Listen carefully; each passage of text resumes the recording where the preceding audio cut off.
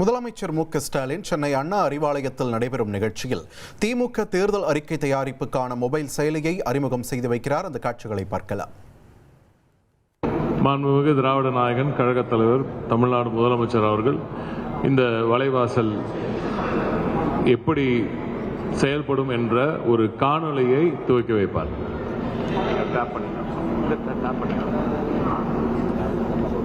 இந்த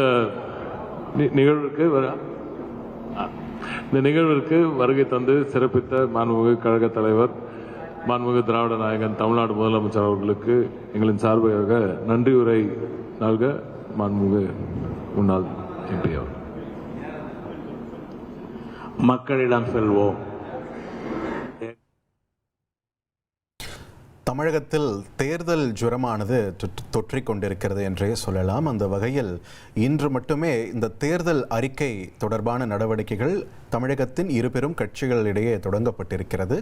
இன்று காலை அதிமுக தரப்பிலிருந்து தேர்தல் அறிக்கை தயாரிப்பு தொடர்பான குழு கூட்டமானது நடைபெற்றதையும் செய்திகளில் நாம் பார்த்தோம். தற்பொழுது திமுக தேர்தல் அறிக்கை தயாரிப்பதற்காக ஒரு குழு அமைத்திருக்கிறது. அந்த குழு மூலம் ஒரு பிரத்யேக மொபைல் செயலியானது அறிமுகம் செய்யப்பட்டிருக்கிறது. இது தொடர்பான காட்சிகளைத்தான் நாம் திரையில் பார்த்து வருகிறோம்.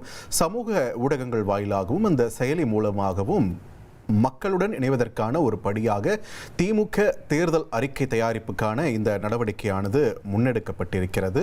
இந்த தேர்தல் அறிக்கை குழு எப்படி பணியாற்ற இருக்கிறது, இந்த செயலி எப்படி பயன்படுத்தப்பட இருக்கிறது என்பது குறித்தான எதிர்பார்ப்புகள் எழுந்திருக்கின்றன. 2026 சட்டமன்ற தேர்தல் அறிக்கை தயாரிப்பு குழுவிற்கு இந்த யோசனைகளை வழங்கக்கூடிய அந்த பணிக்காக இந்த செயலி பயன்படுத்தப்பட இருக்கிறது.